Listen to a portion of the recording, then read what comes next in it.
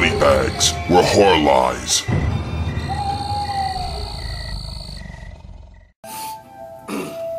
What's going on, everybody? Welcome to Monday's edition of BodyBags.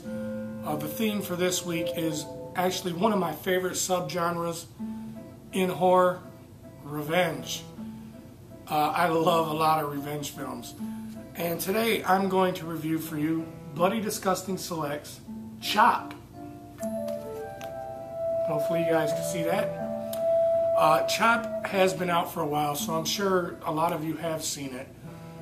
But for those of you who haven't, like I usually always say in my reviews, there's going to be some minor spoilers in here, so you might want to turn it off. But the character you see here on the cover, he is the main actor, and his character's name is Lance.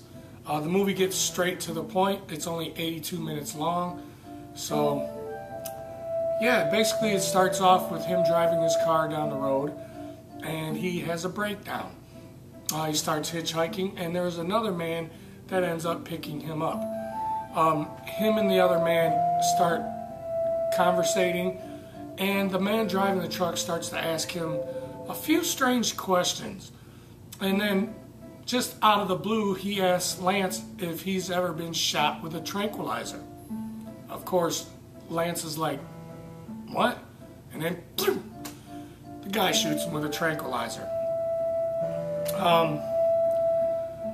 Of course, when they were driving, Lance was telling him a story about his brother.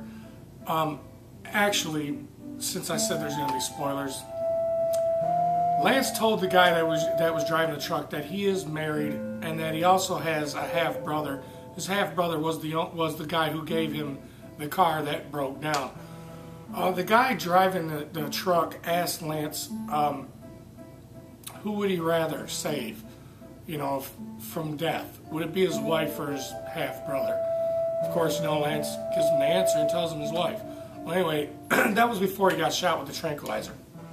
When he wakes up, basically he's put in a scenario where his brother is tied to a chair and gagged. The bad guy basically tells Lance that he has to either kill his brother, or there is a guy that he has on the other side of his cell phone that is supposedly at Lance's wife's house and will kill her if Lance does not kill his brother. So he has to make a life-altering decision. Of course, he goes through with it. That's not the end of it. The bad guy tells Lance that he has to go home to his wife and pretend like nothing happened. The reason why I'm saying that is basically the bad guy told Lance that his wife was having an affair with his half-brother. Shows him proof of it too. So he tells Lance, you have to go home, pretend like you never saw these pictures, pretend like you don't know anything about your wife and your brother having a sexual affair. You're going to go home and you're going to kiss her, and even though the first thought that pops in your head is the fact that your brother's semen went down her throat, you're not going to say a word about it. That is basically what the bad guy tells Lance. So Lance goes home and he tries. He tries hard to not bring up the subject, but he is getting at a certain boiling point. So he kind of like hints to it, but of course, lo and behold, his phone rings and it is the bad guy. Tells Lance, you broke the rules, you didn't do what you were supposed to. So that's when shit hits the fan again. Story goes on from then, where basically every day Lance is knocked out somehow, and when he wakes up he's missing a digit here, a digit there, a digit here. Before you know it, he's missing all of his fingers. And then the film basically gets to the point where the bad guy actually ends up capturing Lance. Now the whole point of him doing this to Lance is he wants to know if Lance remembers him.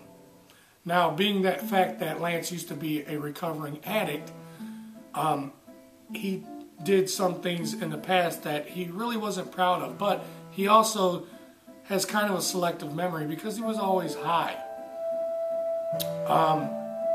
The guy basically starts torturing Lance, telling him, you know, if you don't tell me who I am, I'm going to chop off this body part and chop off that body part and blah, blah, blah. So Lance takes a guess. Unfortunately, each time he guesses, he's wrong. But the funny thing is every time he guesses, it ends up being a story of somebody who he ended up hurting in the past. So Lance has a very dark past. He's not the friendliest person. Lance was fucked up, plain and simple. He was a pretty bad guy, and he hurt a few people.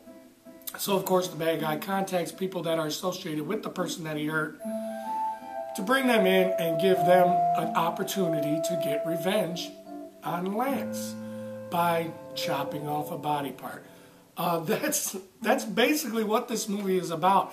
I apologize if I said way too much and spoiled it, but this movie's been out for a while, so I'm thinking a lot of you guys have seen this. It's kind of a dark comedy. It definitely has moments that will definitely have you in stitches laughing. And I really liked it. I thought it was really cool. I thought it was a really cool take on the revenge subgenre. And yeah, I would highly recommend you guys check out Chop. If I had to rate it out of 5 stars, I'd give it a 3. Very entertaining. It does keep your attention, and it's only 82 minutes long, so it's not like it's going to drag on and drag on and drag on. There are a couple cool scenes of blood and gore, and it's pretty damn funny. You'll definitely get some good chuckles out of this film. So, like I said, I would highly recommend you guys check out Chop if you haven't already. I really enjoyed it. I thought it was cool. It was fun. Another one of those, you know, leave your brain at the door type films. But it was great. Alright, you guys, that's my review for Chop. Hope you guys enjoyed it, and everybody have a great day and a great week. See you next week. Deuces.